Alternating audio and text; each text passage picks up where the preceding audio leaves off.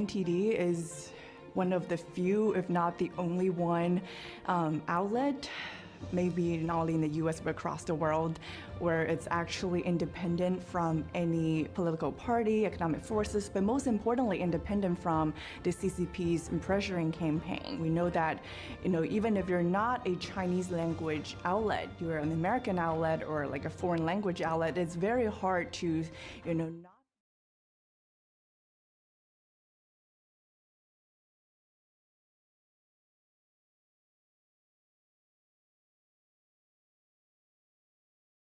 actually influence your reporting.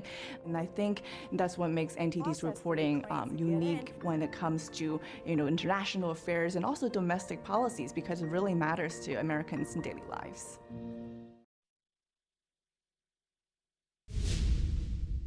Welcome to NTD Newsroom. I'm Don Ma. President Trump is set to sign the Export Control Transparency Act, what it does and what it aims to prevent. A day after meeting European leaders in Washington, President Trump now gives more details about the plans for Ukraine. Trump confirms that there won't be American troops on the ground, but he also talks about the difficulty of making a deal with Russia. The takeaways from yesterday's Ukraine war meeting with top leaders we discuss with the panel. After a 2-week standoff came to a close yesterday, Texas Republicans are moving forward with approving redrawn congressional districts. Democrats are under round-the-clock surveillance to prevent another walkout. Governors from 3 more states have approved sending their National Guard troops to Washington, D.C. The latest from the nation's capital, where local officials and the Trump administration have locked horns over the federal takeover of law enforcement. U.S. Citizenship and Immigration Services will start to consider anti-American sentiment for benefit requests. The agency says it plans to expand its vetting process.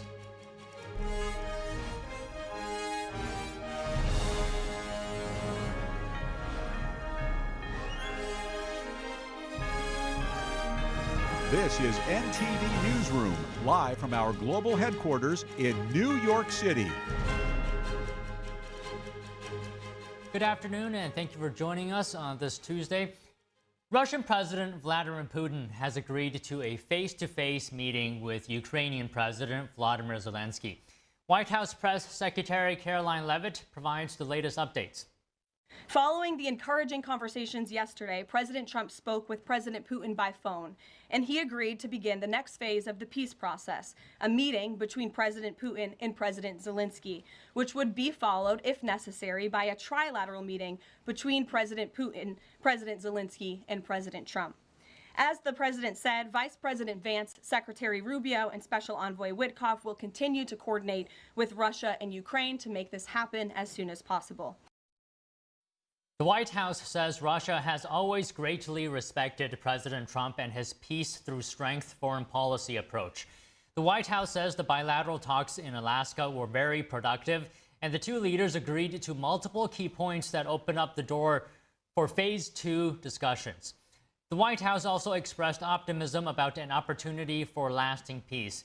Leavitt says that every European leader at the meeting yesterday credited Trump for his leadership that reignited the peace dialogue. That's because President Trump is the peace president, and American leadership is back on the world stage.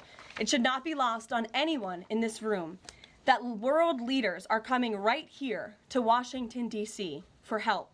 While previous presidents have traveled halfway around the world to apologize for America, President Trump stands up for America, and he has firmly restored America's status as the undisputed leader of the free world.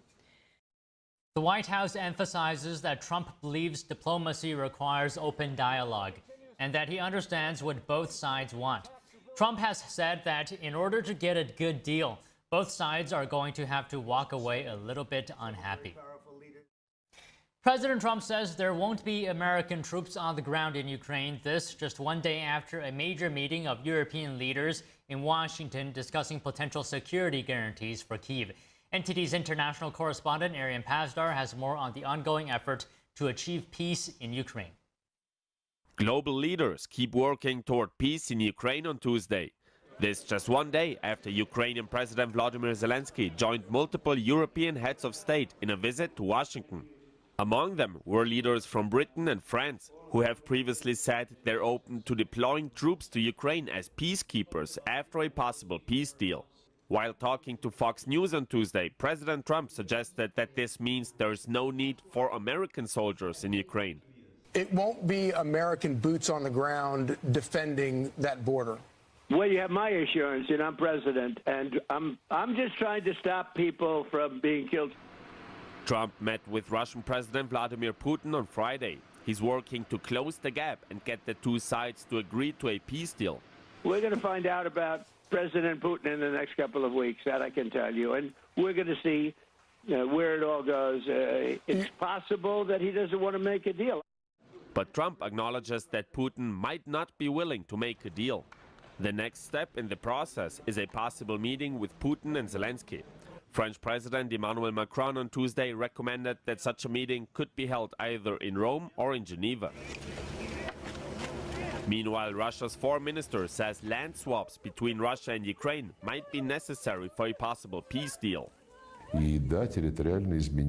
Territorial changes are often an essential component of conflict resolution. There are many such examples. Russia currently occupies around a fifth of Ukraine. President Trump previously said that he wants to help Ukraine get back the land which Russia annexed after the invasion. And the Coalition of the Willing had a virtual meeting on Tuesday, further talking about the Ukraine war. The coalition is a group of nations created to support Ukraine. They're now working on security guarantees for Kiev, but the group only just started. There have been no decisions thus far as what comes to the overall framework and neither to the individual contributions. Members of the coalition say they're still early in the process and details have to be worked out. Arian Pastar, NTD News. President Trump is urging Russia to accept a ceasefire in Ukraine. Differences remain, however, over security guarantees and Ukraine's future in NATO and the EU. Some experts remain skeptical that an agreement can be reached. NTD international correspondent David Vivez explains. During a press conference at the White House on Monday, EU leaders called for pressure on Russia to accept a ceasefire. Speaking before his meeting with Trump, French President Emmanuel Macron said there would need to be a strong Ukrainian army as part of the security conditions for any peace deal. The US administration has addressed that the root causes of the conflict in Ukraine should be discussed. One of the motives cited by Putin was the demilitarization of Ukraine and preventing it from joining NATO. Although President Trump gave President Putin guarantees on that point, several experts have noticed mixed signals from European leaders that may go against this stance, including those from President Macron. According to a former investigator with the Organizations for Security and Cooperation in Europe and author of What I Saw in Ukraine, EU leaders have not moved from their full support of Ukraine.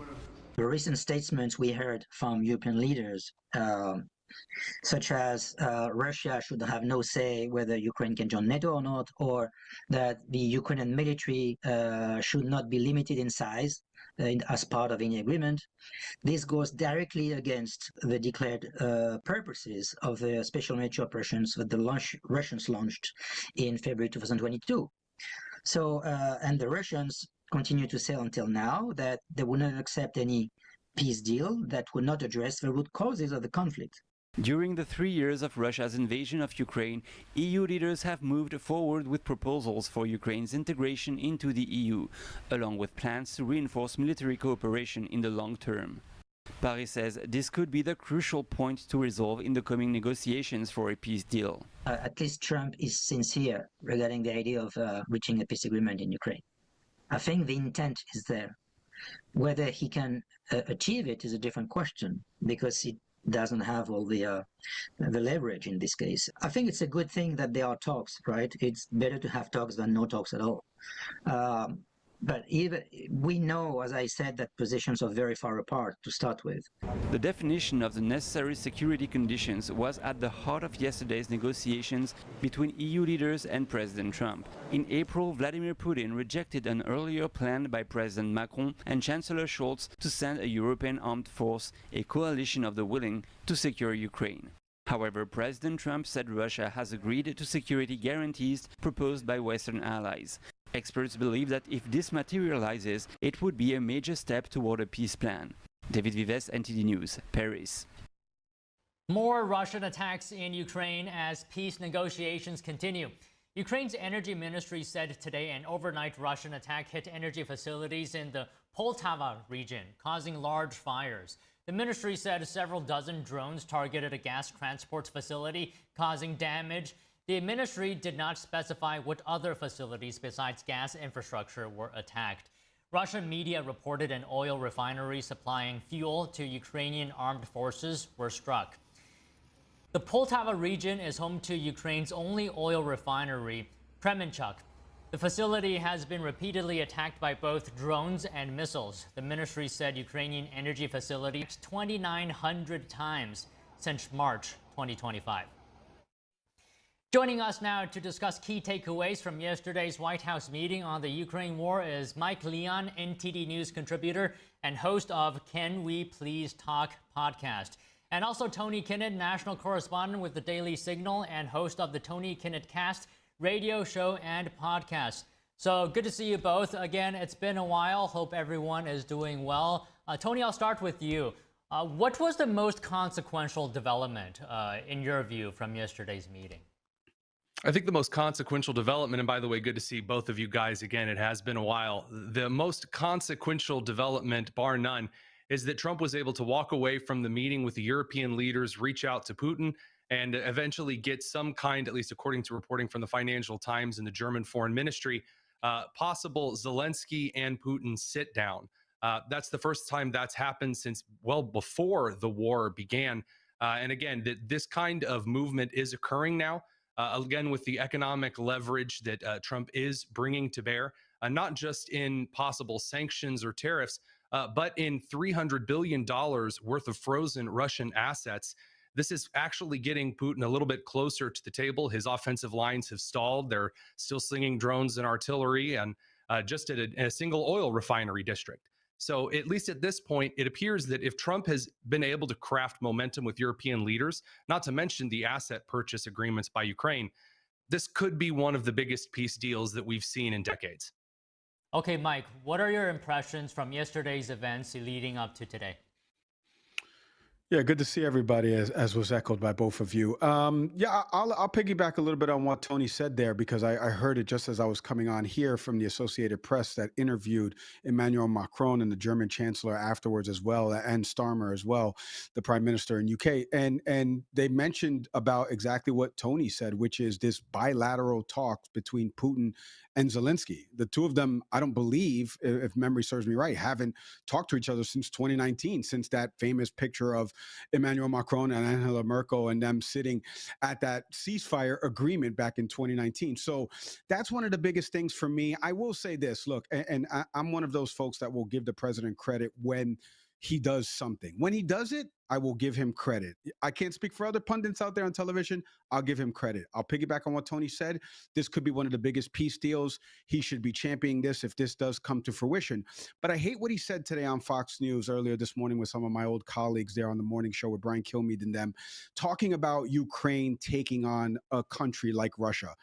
In 2022, February of 2022, Russia invaded a sovereign country in Ukraine.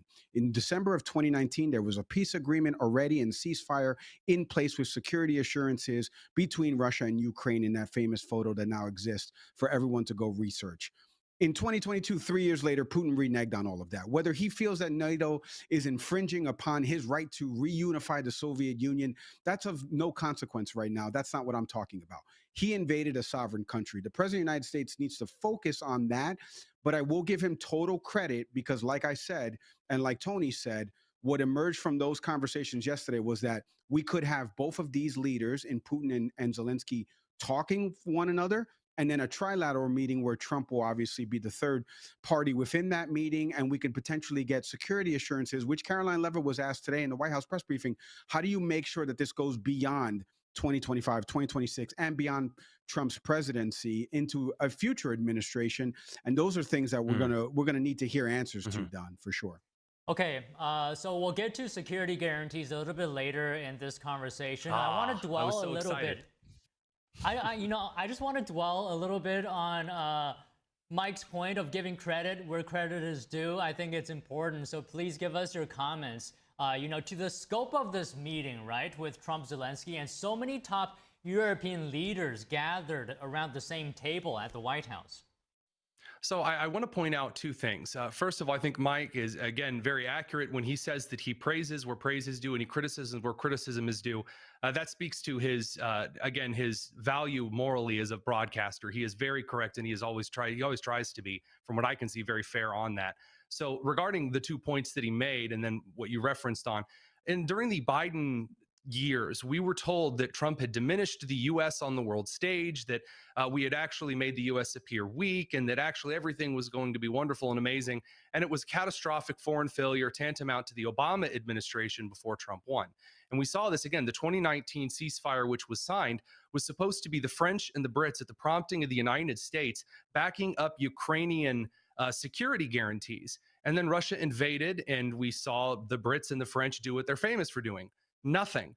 And this is something that I think the Trump administration this time around is making sure that we can actually see security guarantees in a stopgap measure, keeping the Brits and the French stationed troops like we have in South Korea to prevent Russia from getting a little antsy, because it would be dead Brits and Frenchmen on the line instead of just soft-handed European guarantees with a Toblerone. So I'm really hoping that, at least as far as the Trump administration is moving forward this time, that you're seeing a lot of really harsh economic action and leverage, which says, if you don't want to be betrayed on the world economy, then fine, stay at war forever. I don't care. And that seems to be Trump's methodology, whether he's dealing with India and Pakistan or the Congo or Rwanda or any of the nations. Again, 6 different ceasefires or peace agreements in the last couple of months.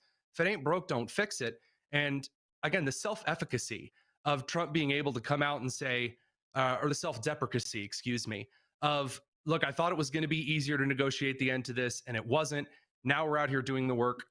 I'm really pleasantly surprised and cautiously optimistic, and that's a very dangerous feeling. All right, so we have a return of Tony's impression of President Trump. But Mike, can I get your comments to other parts of his comments over there? The White House also reiterating this point earlier in the day in that press conference with Caroline Leavitt. Does this meeting underscore a show of U.S. leadership in the world stage? Well, first off, it's a fantastic impression. A lot of people say Tony is phenomenal. No, but look, I've come around to this, Don. I'll be honest, as I've spoken with not only former Obama State Department employees, I've spoken to military personnel that have kind of changed my opinion on this. And the real stance is this, right? I've always mentioned, with a new administration comes in, there's a tweak in the foreign policy. There's a tweak in the immigration policy. They don't run on it during the campaign cycle because it's tougher to implement once they get into office. Mm-hmm. But now that once they're in office, you see how it's implemented. When they first came into office, Rich Ganell did an interview, I forget with what podcast or wherever it was, and he said, we're going to talk to Russia. Marco Rubio's second trip, I believe it was, after going to the countries in Central America, was really going to Saudi Arabia to meet with Sergei Lavrov. Like, it's a different approach, right? And Putin, even, I don't want to give Putin any credit, but Putin even said this in his presser through the Russian translation, which is, we never spoke to the previous administration. It's good to see that we actually are talking again. And I've come around to this point, Don, that you do need to speak to the adversary. Unfortunately, he is the president of Russia. Obviously, we know about the things that he has done, the political opponents he's had killed. Navalny, Yevgeny Prigozhin was alive just a year ago. Now he's no longer with us. Like, we know of those things that Vladimir Putin has done with respect to Russia. But unfortunately, he is the president of Russia. And Trump has taken it upon himself to first meet with Ukrainian counterparts, and then he met with Russia, and now he's meeting with Ukraine again, and he's trying to organize this.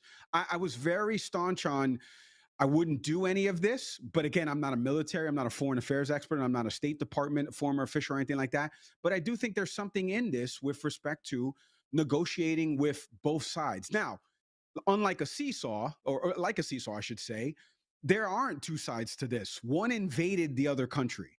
And we have to make sure that we understand that. The European allies understand that everyone understands that Vladimir Putin's goal has always been, and he has said this is not Mike Leon saying it because I don't speak Russian. He has always said this. He wants to reunify the Soviet Union. It's been one of his goals.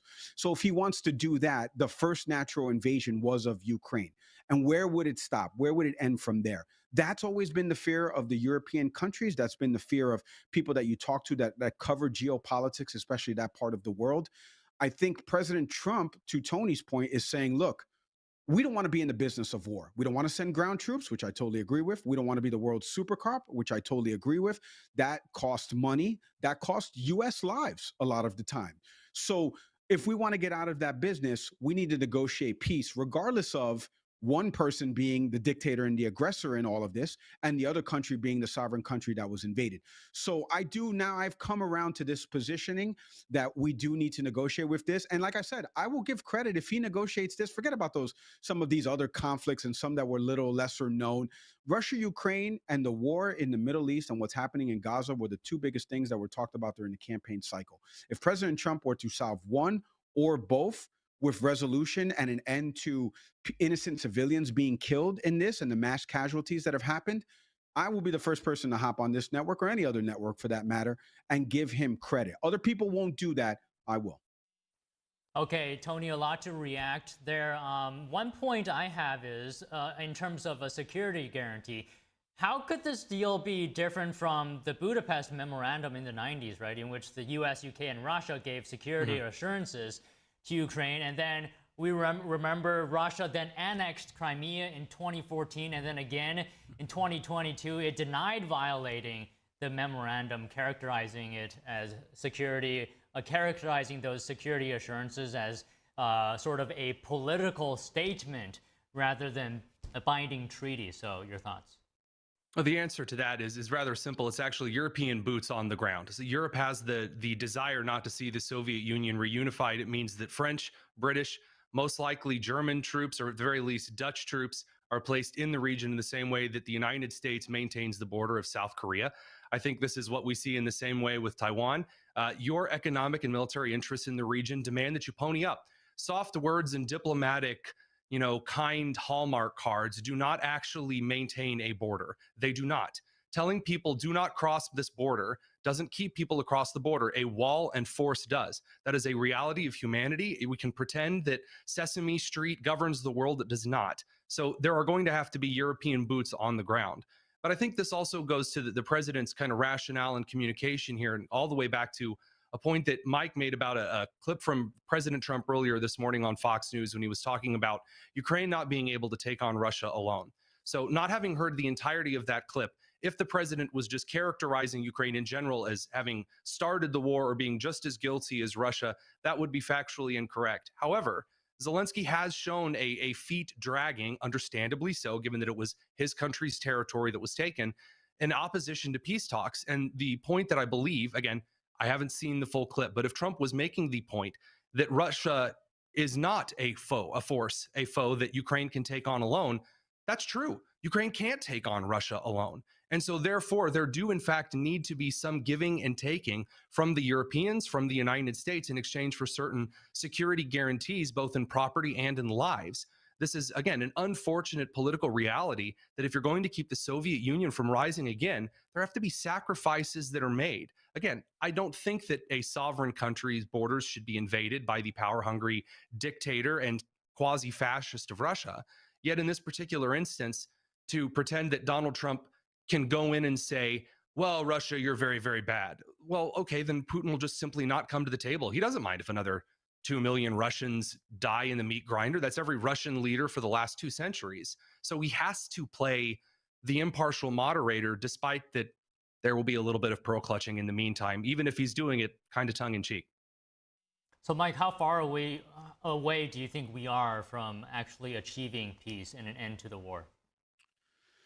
Well, Don and Tony said a lot as well about this. Like, it's so complex. It's so hard. Like the president of the United States, and just to quickly clarify for Tony, because the way he was saying it was the former, how you say that, not the latter. He was saying you can't take on an opponent of that size, almost insinuating that they had something to do with the start of this war. But I'll let you listen to the comments, and then you can react, obviously, on your own. But this is part of the complexities of this, right? Like Marco Rubio in 2022, not Mike Leon, a different Cuban man, Marco Rubio said, you don't negotiate with Vladimir Putin because you can't trust him, right? So therein lies part of the problem. How do we trust somebody, to your point, Don, different times has done different things that have infringed upon another sovereign country? If you look up in a thesaurus what the word annexation, similar words, that means seizure, that means invasion.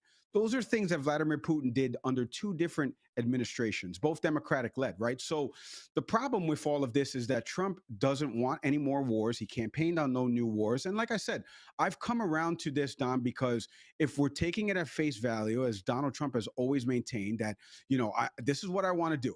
Stop asking this person, you come to me, right?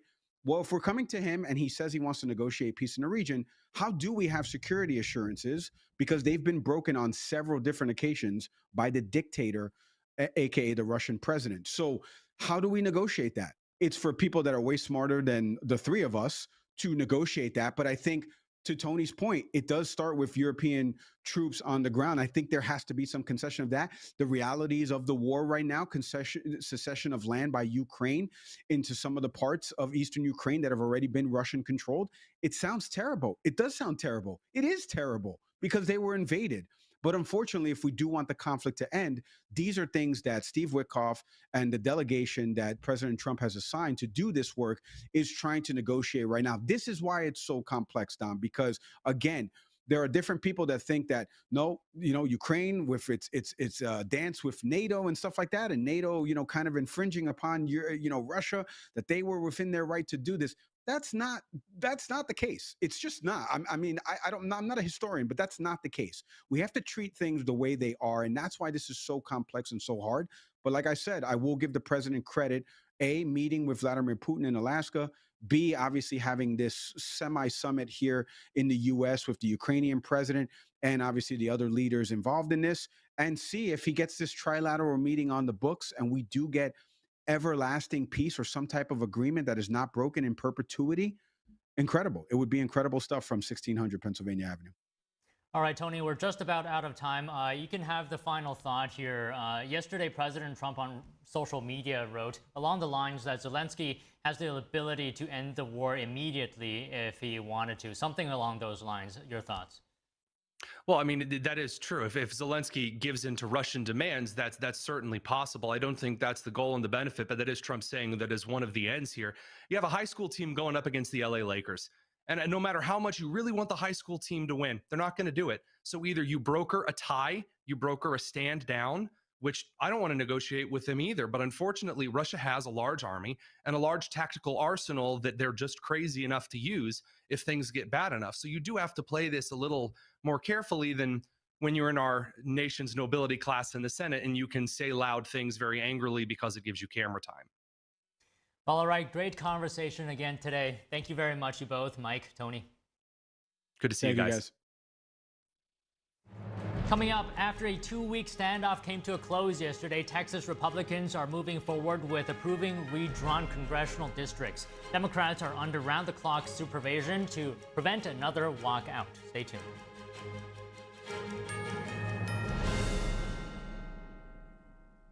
I trod on my glasses yesterday, and I had to pay up front for a new pair that I can't even pick up for another 10 days.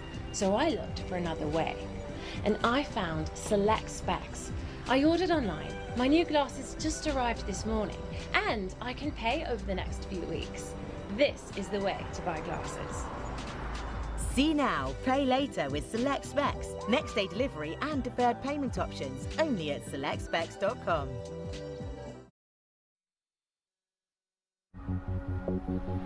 You are not hidden. There's never been a moment you were forgotten. You are not hopeless. Though you have been broken, your innocence stolen. I hear your SOS, your SOS.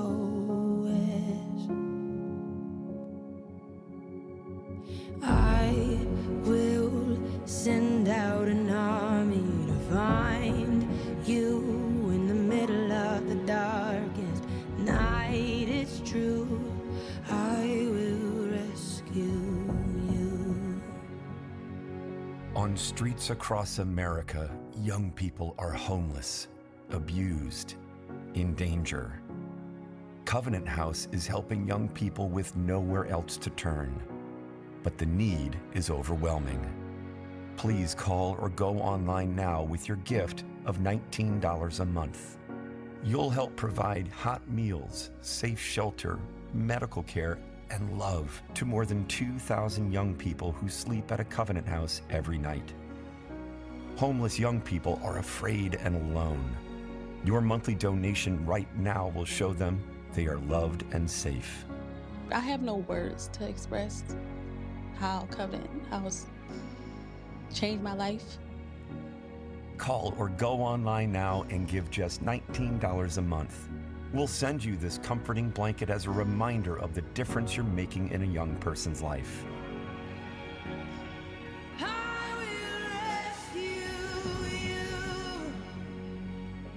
Call or go online now to safeplacetosleep.org.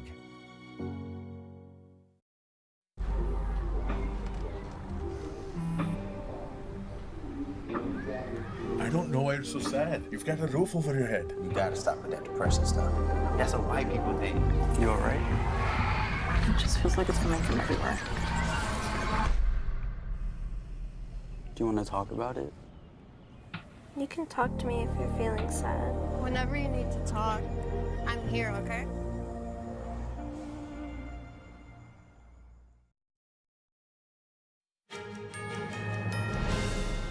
Breaking news coming out of North Carolina. A car crashed into a building in Wilmington, rupturing a gas line and causing a massive explosion. Wilmington police say a car hit the gas line to the Eastern Carolina Veterinarian Referral Building at around 11:30 a.m. The driver has been taken into custody.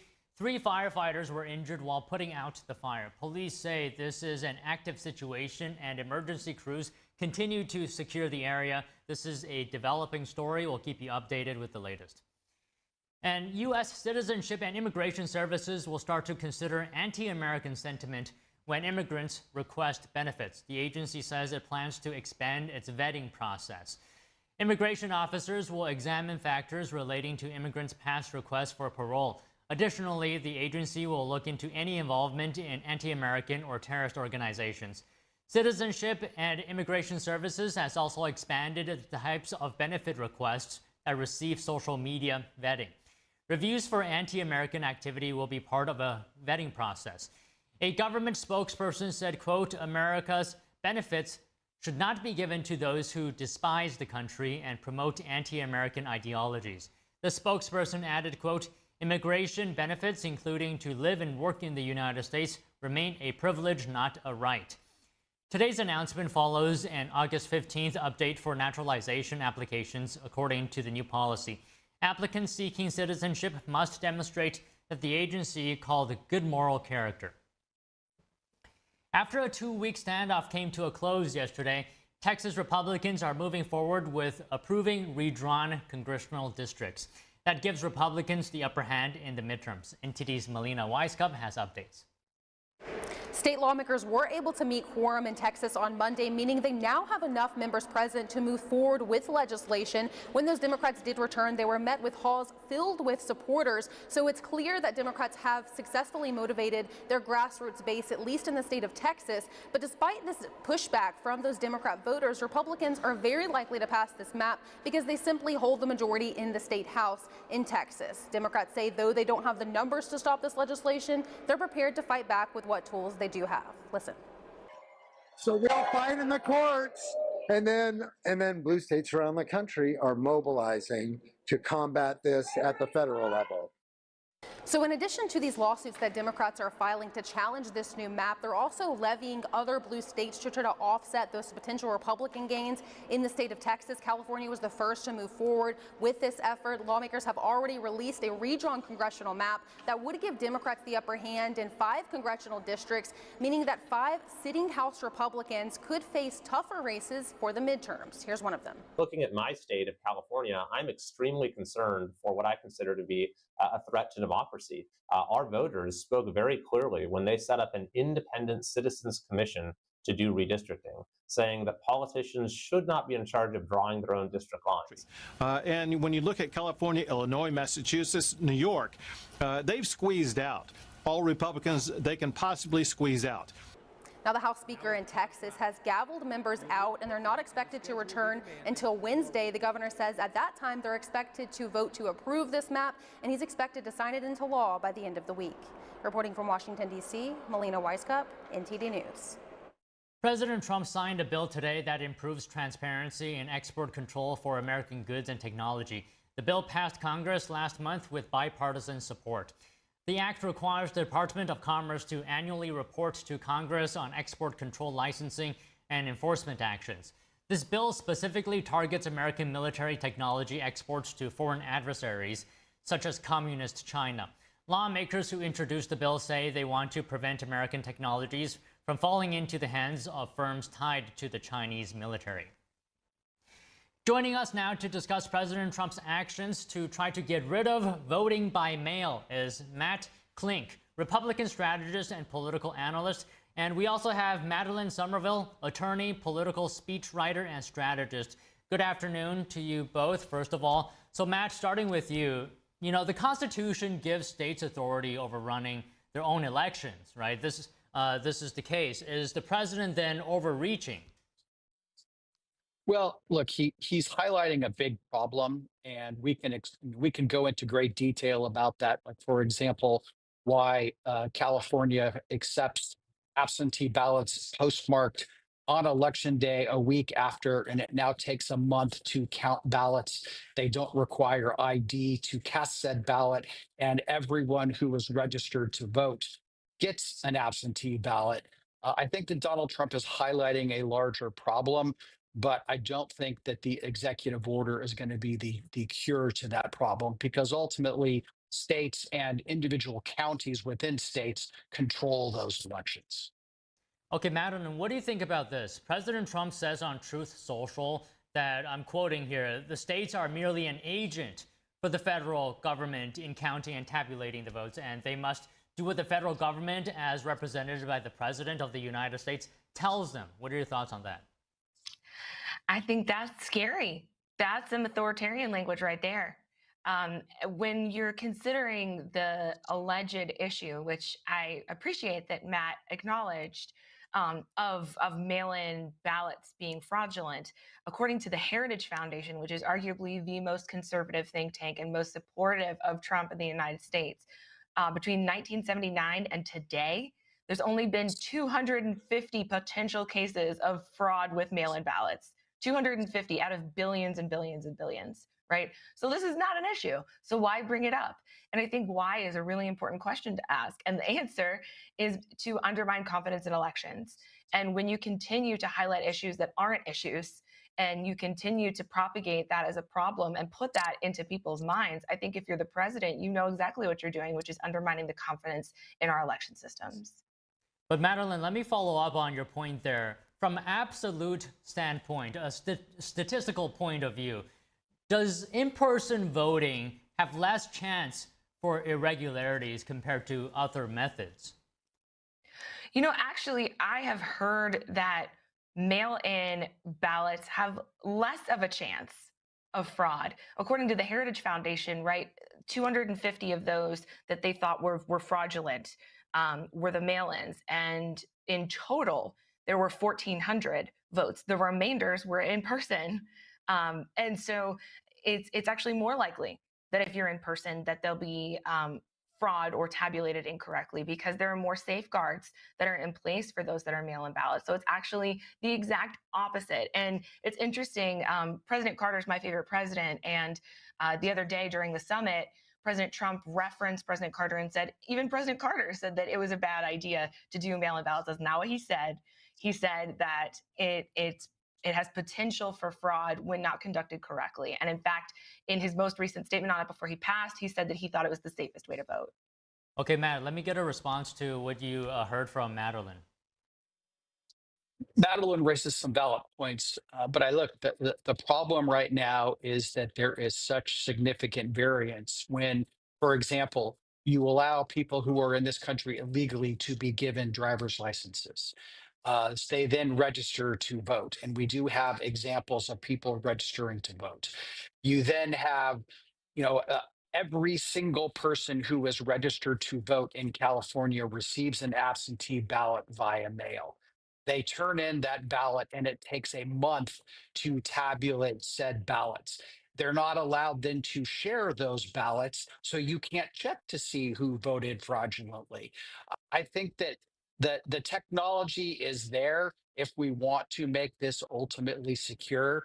And what I think Donald Trump is trying to get at is that many states, ironically enough, the Democratic states don't believe in using voter ID to prove that you have to vote.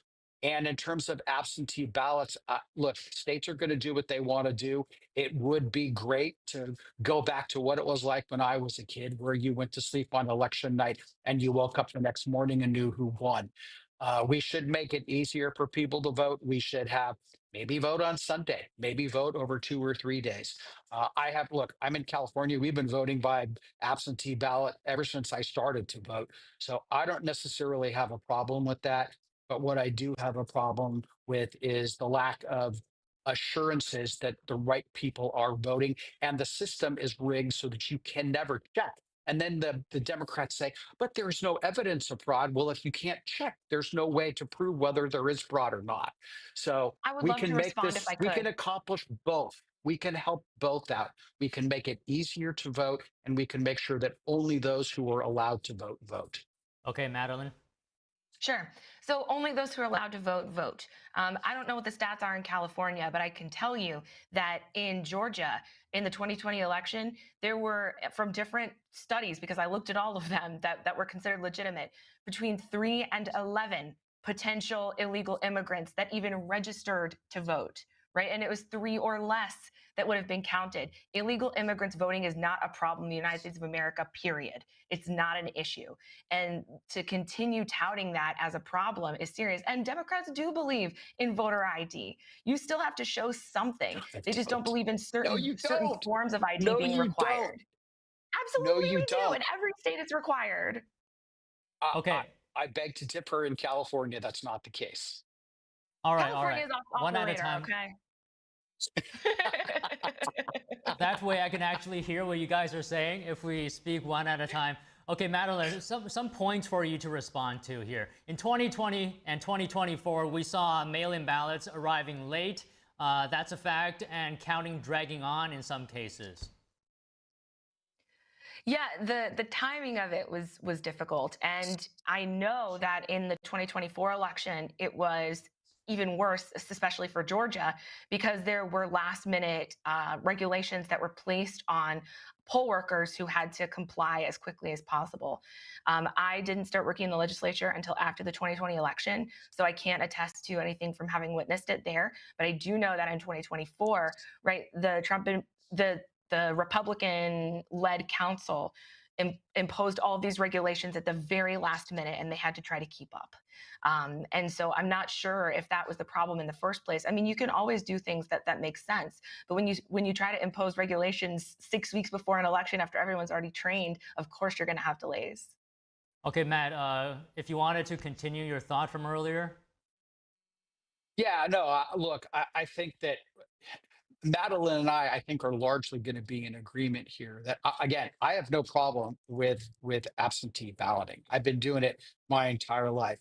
I think the problems that exist with it are easily fixed, and that is voter ID. That Madeline may not agree with me on that, but I do think, look, if absentee ballots are mailed out 6 weeks before the election, we should have a rule that if they're not received and postmarked on election day, then they shouldn't be counted. You shouldn't have to wait a week till after the election, and then it takes you a month to count. That breeds suspicion. Have everything wrapped up on election night. Florida, which is a huge state, had their kerfuffle in 2020 with their butterfly ballot. They get their results done that night. And that makes everybody feel comfortable that what they're seeing is what actually takes place. That's common sense. So, I think that you're going to see strong agreement from us on that. But again, I don't believe that the executive order that Trump said, it might garner him some publicity. It's not going to change the way people vote across the United States. Okay, Madeline, let's get your response and also talk about how we can improve trust among Americans in the election system. I think we could start with the president speaking the truth about what's actually going on with the election systems. When I was in the legislature, I had the opportunity to read the studies that Secretary Brad Raffensperger authored and conducted 3 different times in order to make sure that there wasn't fraud in our elections. And like I said, it was between 3 and 11, but they settled on 8 ballots right after checking 3 times. And yet we have the president asking Georgia for, 1,100 some votes. I think it starts at the top. When you start perpetuating these falsities, it makes it difficult for me to trust him in general, right? I'm a talking head. I come on and I talk about these things and I try to be as neutral as possible, but I can't give him the benefit of the doubt when I know he's going on TV and telling his supporters things that aren't true and then repeating them to people like me who are saying, but wait, it's not true. How can I defend myself against that when the facts aren't enough? Okay, Matt, do we need a cleaner, simpler voting system? You were talking about this point earlier in this conversation. How do we achieve that? Well, I think that there are some common sense reforms that are neither Republican or Democrat led that would make the system certainly more straightforward. Look, I think that why we vote on the first Tuesday in November is an artifact of times past. We could easily vote on the weekend, and it would make life a lot easier, and it would probably make it more convenient for women and men that are punching a time clock to get in and vote. I think that we could make it so that, if your ballot is not received on election day, it doesn't count, period. That's why we give people ballots 6 weeks early. These are just those aren't even the controversial ones. We could get into voter ID, which I know that then there's minorities and old people have a problem getting IDs, which I think has been largely disproven, but let's not even go there. If those first 2 things happen, it would make elections so much easier. And I will finally, in response to Madeline, this is not a Republican problem. It's a Republican and a Democratic problem. When you have, evidence now that has come out about Barack Obama and Hillary Clinton and others skewing intelligence reports to say that Russians were favoring Donald Trump in the 2016 election when they weren't. I mean, we can play whataboutism till the cows come home, but I think that we can do some very simple things to make the system better so that all Americans say, yeah, the vote is legitimate, and they don't have to wait for a month for it to find out what the results are. Okay, I started with Matt. Madeline, you get the final word. Sure. And Matt is absolutely right. We are very much in agreement about the fact that this is a bipartisan issue. We want to have free and fair elections on all sides. But the fact is that in terms of limiting access to voting, it's always been on the Republican side. I disagree in a lot of different ways with the lack of identification that's necessary for that Democrats have pushed in terms of ID. I agree that there need to be more, but the problem is the argument that the Republicans are making as to why undermines confidence in the election system, which ended up inspiring an insurrection, right? There are consequences to this kind of rhetoric that's straight up false. That's just not true. And we're getting a little off topic here with talking about Hillary Clinton and Barack Obama, but that it speaks to the larger issue, which is let's hear the truth from the White House about what's going on here. Because when somebody asks me as a Democratic strategist, are you worried about authoritarianism in the United States? When I hear falsities come from the White House, it's hard for me to defend against it. Well, okay, I'm Madeline, for the certain. party that pushed Jim Crow laws for decades in the South. It's ironic that you said that the Republicans are at fault. All right. Okay, I'm sure there's more to be said about this conversation, but you both have raised a number of great points already. I think we can leave the conversation here for now. Thank you both. Thank you. Thank you so much. Coming up, governors from 3 more states have approved sending their National Guard troops to Washington, D.C., the latest from the nation's capital, where local officials and the Trump administration have locked horns over the federal takeover of law enforcement. That and more after the break.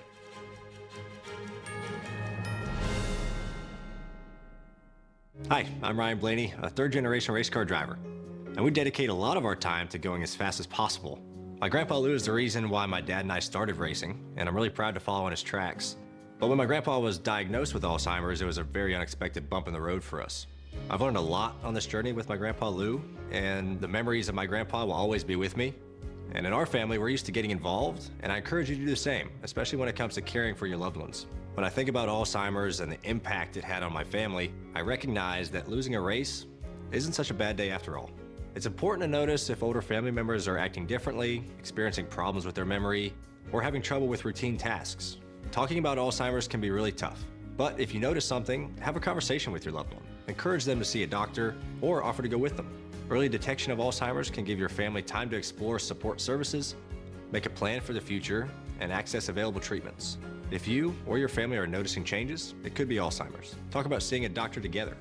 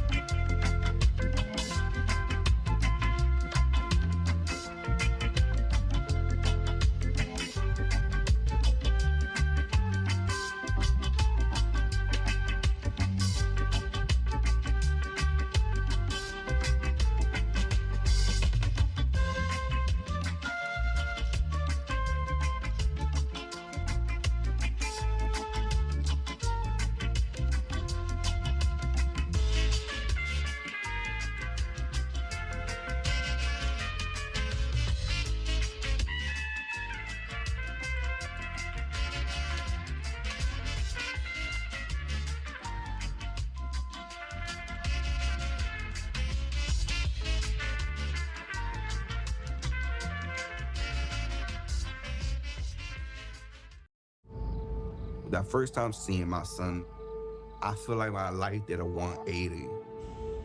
I was already trying to change my perspective of life and really just be a father figure that I never had. Being present is the most important part. I'm still growing every day, becoming a better version of myself, to be the better mirror for my son. I mean, he's just growing. He's becoming his own person. Man, first I saw him dance, bro, he brings the vibes, you know what I'm saying? He brings the party no matter what.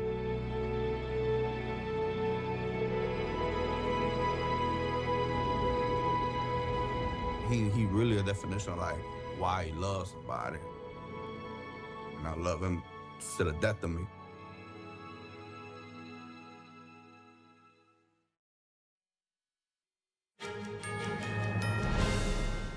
Governors from several southern states are sending National Guard troops to Washington, D.C. They're joining President Trump's push to crack down on the crime in the nation's capital. But local leaders say the move is unnecessary. Here are the details. Governors from Mississippi, Louisiana, and Tennessee are deploying troops to Washington to back President Trump's crackdown on crime. Mississippi Governor Tate Reeves announced Monday that 200 Guard members will head to the Capitol. In his statement, Reeves wrote, "Crime is out of control, and it's clear something needs to be done about it." Louisiana and Tennessee are also sending forces alongside earlier commitments from West Virginia, South Carolina, and Ohio. The additional troops join hundreds of federal agents already deployed across the city. D.C. Mayor Muriel Bowser has condemned Trump's action, saying it doesn't make sense. The numbers on the ground in the district don't support 1,000 people from other states coming to Washington, D.C. You know that. This is not about something that fits into logic. Bowser and other D.C. officials state that crime in Washington has actually dropped in recent months. but the Trump administration says the crackdown is already producing results, with nearly 400 arrests and dozens of weapons seized. The president has authority to control the D.C. Police Department for 30 days without congressional approval, but Trump is already signaling he may seek an extension and even declare a national emergency if he doesn't get one.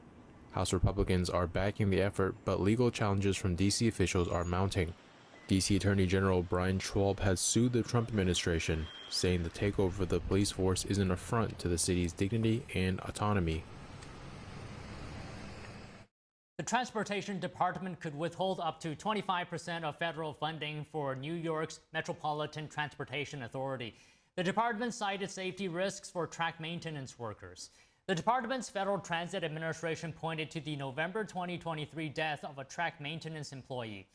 The agency cited a second serious injury to a worker in June 2024. A department audit last year identified significant safety deficiencies and the need for additional oversight. According to the Transit Administration, the MTA saw 38 potential employee near misses in 2023, a 58% increase from 2022. The department is requiring the MTA to submit a new comprehensive risk assessment within 30 days. The Trump administration says it's targeting more imports of Chinese goods, including steel, copper, and lithium. It comes as part of high-priority enforcement efforts to prevent human rights abuses involving the Uyghurs. In a post on X, the Department of Homeland Security says it's also designating caustic soda and red dates under the Uyghur Forced Labor Prevention Act. Homeland Security Secretary Kristi Noem saying separately on X, quote, "The use of slave labor is repulsive and we will hold the Chinese companies accountable." Former Hong Kong Chief Executive Leung Chun-ying, who also serves as vice chairman of Beijing's top political advisory body, is reportedly threatening a religious group in Finland. Here's what happened. Once we have your names, we can immediately investigate you one by one when we return. Your name is Miao Fengjuan, right? The encounter was reported by Falun Gong practitioners in Finland. They often gather in parks and tourist areas to raise awareness about the Chinese Communist regime's human rights abuses and its persecution of Falun Gong practitioners in China. Last week, former Hong Kong Chief Executive Leung Chun-ying met them in a local park while they were collecting signatures in support of human rights. In Hong Kong, after so many years, we have thoroughly investigated everything about Falun Gong. Falun Gong is a spiritual practice that began in mainland China in 1992. Within a few years, it spread across China, Hong Kong, Macau, Taiwan, and internationally. Since the Chinese Communist regime's brutal crackdown in 1999, Falun Gong has remained legally registered in Hong Kong and many other countries. Many practitioners from mainland China have fled persecution, seeking refuge in democracies around the world. Have you been to China? Have you been to China? I'm from China. If my family had stayed in China, we would have died. Leung Chun-ying and his wife questioned the practitioners' beliefs and rejected claims of human rights abuses by the Chinese Communist Party. Today, more than 100 million people worldwide practice Falun Gong. In May, the U.S. House of Representatives unanimously passed the Falun Gong Protection Act. Coming up, Hamas accepts proposed deal for ceasefire with Israel and hostage release. We have that and more after the break.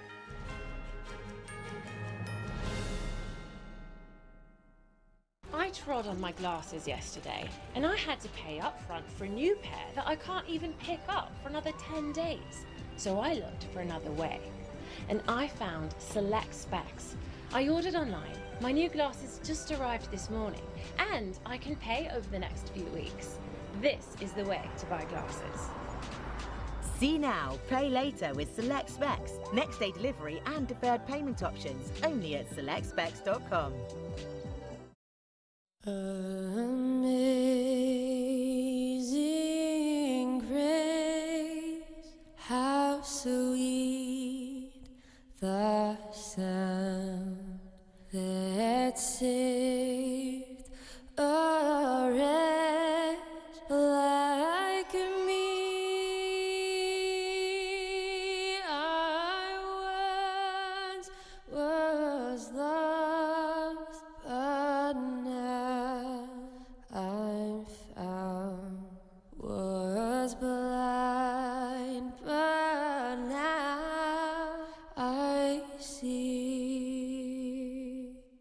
They're just young people, hungry, homeless, and vulnerable. Abused youth often feel safer on the street.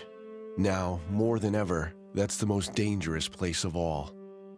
Covenant House is helping young adults facing homelessness. We're providing safe shelter to thousands, but the need is overwhelming, and no young person is ever turned away. Please call or go online now with your gift of $19 a month to help a young person. You'll provide safe shelter, hot meals, and medical care. Your gift will show them they're loved. Homeless young people are afraid and alone with nowhere else to turn. You want to know that there's somewhere you can go that's safe.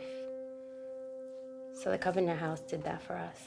Please call now with your gift of $19 a month. We'll send you this blanket as a reminder of the comfort your gift provides a young person tonight. Please don't wait. Your gift is the lifeline a young person needs now. Call the number on your screen or go online to safeplacetosleep.org. Thank you for saving precious lives.